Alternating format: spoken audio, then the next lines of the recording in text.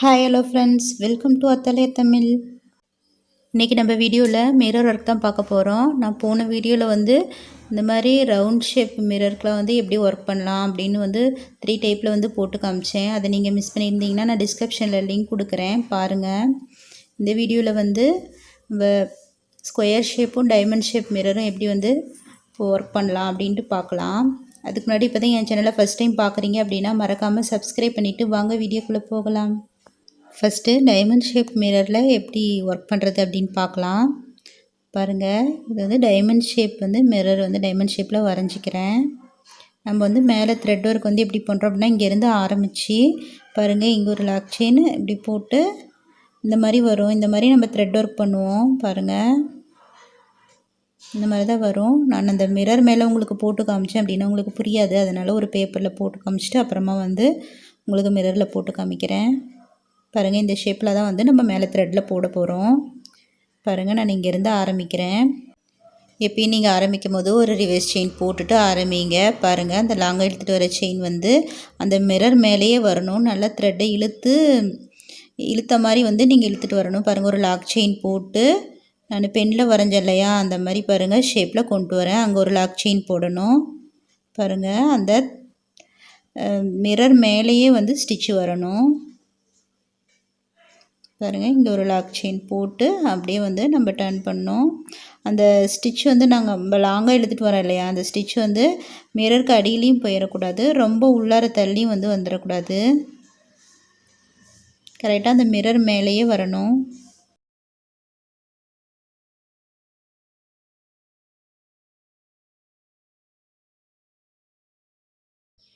பாருங்கள், ஆரம்பித்த இடத்துலையே கொண்டு முடித்தாச்சு.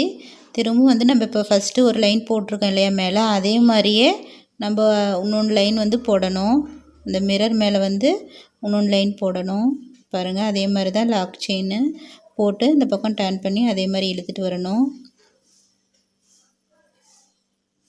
நீங்கள் இதுக்கு சின்னதாக அந்த இடத்துல போட்டால் போதும், இந்த ட்ரையாங்கிள் ஷேப்பில் அந்த இடத்துல வர தேவையில்லை.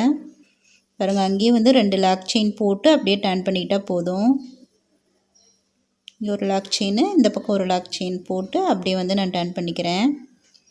இப்படி போடும்போது நம்மளுக்கு அந்த ஷார்ப்பான கார்னர் நம்மளுக்கு கிடைக்கும்.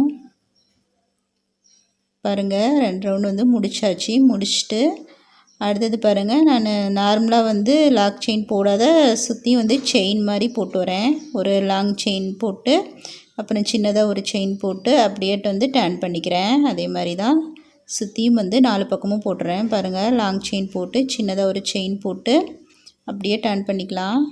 அந்த கேப்புக்கு தகுந்த மாதிரி நம்ம அதை சுற்றி போடுற செயின் போடணும்.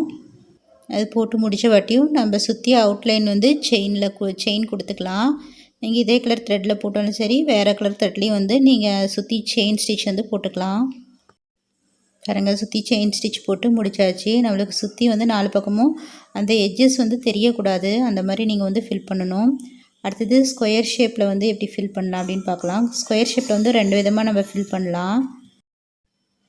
பாருங்கள், நீங்கள் ஆரம்பிக்கும் போது ஒரு பேக் செயின் போட்டு ஆரம்பிங்க. எப்பயும் இந்த மாதிரி அந்த கார்னர்லேயே கரெக்டாக ஆரம்பிங்க.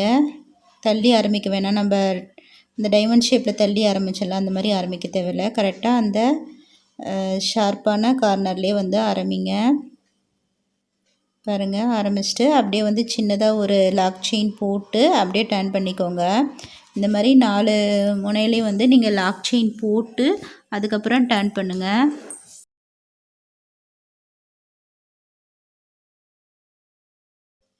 பாருங்கள், இப்போ 1 டைம் நான் சுற்றி போட்டுட்டேன். பாருங்கள், இந்த மாதிரி போடும்போது எனக்கு அந்த த்ரெட் உள்ளார தள்ளி வந்துருச்சு. அந்த மாதிரி வரக்கூடாது. அந்த மாதிரி பிரித்து விட்டுட்டு போடுங்க. நல்லா த்ரெட்டை இழுத்த மாதிரி போடுங்க. அப்படி இழுத்த மாதிரி போடும்போது உங்களுக்கு கொஞ்சம் டைட்டாக வரும்.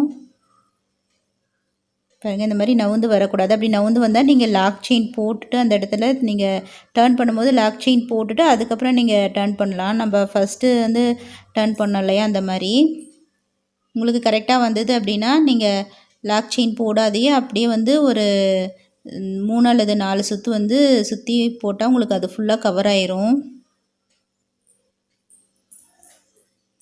பாருங்கள், நான் ஃபஸ்ட்டு மட்டும் லாக் செயின் போட்டேன். அதுக்கப்புறம் லாக் செயின் போடாதையே வந்து நீங்கள் த்ரெட்டை கொஞ்சம் நல்லா இழுத்த மாதிரி போட்டிங்கன்னா உங்களுக்கு டைட்டாக வந்து வந்துடும். அந்த மேலே வந்து மிரர் மேலே வந்து உங்களுக்கு அந்த த்ரெட்டு வராது. பாருங்கள், இப்போ வந்து நான் ஒரு 3 சுற்று வந்து சுற்றி போட்டிருக்கேன். சுற்றிட்டு அதுக்கப்புறம் வந்து செயின் போட்டுக்கலாம். சின்னதாக நீங்கள் சுற்றியும் வந்து அவுட்லைன் செயின் போட்டுக்கோங்க. நீங்கள் வேறு கலர் த்ரெட்லேயும் போடலாம். இந்த மாதிரி வந்து ஸ்கொயர் ஷேப்பில் ஃபில் பண்ணுறது வந்து பிகினர்ஸுக்கு கொஞ்சம் ஈஸியாக இருக்கும். பாருங்கள், போட்டு முடித்தாச்சு.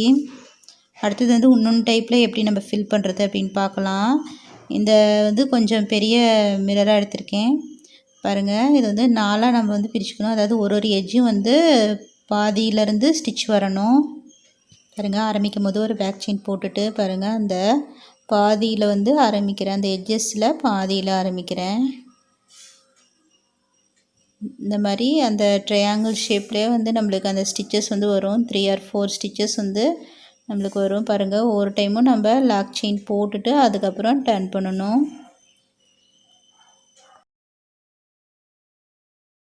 பாருங்கள், போட்டு முடிச்சுட்டு இப்போ எண்ணாட் போட்டுக்கலாம். நம்ம ஒவ்வொரு முனையிலையும் வந்து எண்ணாட் போடணும். பாருங்கள், இப்போ வந்து இந்த சைடிலிருந்து ஆரம்பிக்கிறேன். இதே மாதிரி 4 ஷார்ப் எட்ஜும் வந்து நம்ம கவர் பண்ணணும் த்ரெட்டில். இந்த மாதிரி எல்லாம் ஒரே மாதிரி போடணும். 3 அல்லது 4 ஸ்டிச் வந்து வரும். போட்டுட்டு ஒவ்வொரு ஸ்டிச் போட்ட பிற்பாடு எண்ணாட் போடணும்.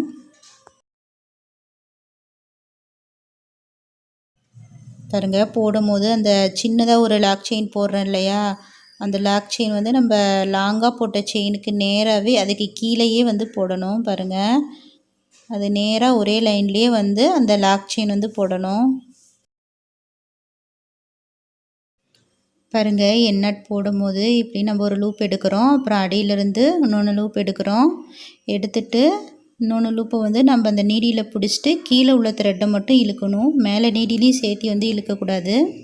கீழே உள்ள த்ரெட்டை மட்டும் நீங்கள் இழுக்கும் போது உங்களுக்கு நல்லா லாக் ஆயிரும். பாருங்கள், இந்த மாதிரி எக்ஸ்ட்ரா தூக்கிட்டு இருந்தது அப்படின்னா அந்த மாதிரி அடியில் நீடியில் விட்டு இந்த மாதிரி அந்த லூப்பை வந்து இப்படி இழுத்து விடுங்க. அந்த ஹூக்கில் மாட்டி கீழே வந்துடும். பாருங்கள், இப்போ வந்து 4 பக்கமும் போட்டு முடித்தாச்சு. போட்டு முடிச்சுட்டு நம்ம அவுட்லைன் வந்து சுற்றி செயின் கொடுத்துக்கணும். அவ்வளோதான், முடித்தாச்சு.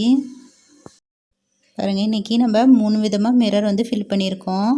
பாருங்கள், நம்ம ஃபஸ்ட்டு இது போட்டோம் இல்லையா, அது வந்து சுற்றி நான் பாருங்கள் இந்த இடத்துல இந்த லாக் செயின் போட்டிருப்பேன். இது வந்து நம்ம லாக் செயின் போடாத அப்படியே வந்து டர்ன் பண்ணி போடுறது. வந்து இந்த லாக் செயின் போட்டால் இந்த மாதிரி உங்களுக்கு வரும். லாக் செயின் போடாத டர்ன் பண்ணிங்கன்னா உங்களுக்கு இந்த மாதிரி வரும். அவ்வளோதான் ஃப்ரெண்ட்ஸ், முடிச்சாச்சு. நீங்கள் வந்து பிகினர்ஸாக இருந்தால் இப்போ தான் ஆரி ஒர்க்கு கற்றுக்கிறீங்க அப்படின்னா இந்த ஸ்க்ரீனில் தெரிகிற வாட்ஸ்அப் நம்பருக்கு வந்து நீங்கள் போட்ட ஒர்க்கோட ஃபோட்டோஸ் வந்து எனக்கு வந்து ஷேர் பண்ணிக்கலாம். அப்புறமா வந்து நான் போட்ட டுட்டோரியல்ஸை பார்த்து நீங்கள் வந்து ட்ரை பண்ணிங்க அப்படின்னா எனக்கு மறக்காமல் வாட்ஸ்அப் பண்ணுங்கள். நான் வந்து அதில் ஏதாச்சும் கரெக்ஷன் இருந்தால் உங்களுக்கு எப்படி போடுறதுன்னு உங்களுக்கு டவுட் இருந்தாலும் நான் வந்து கிளியர் பண்ணுவேன். அவ்வளோதான், இந்த வீடியோ உங்களுக்கு யூஸ்ஃபுல்லாக இருந்தால் மறக்காமல் வந்து சப்ஸ்கிரைப் பண்ணுங்கள், ஷேர் பண்ணுங்கள், லைக் பண்ணுங்கள், கமெண்ட் பண்ணுங்கள். தேங்க்ஸ் ஃபார் வாட்சிங்.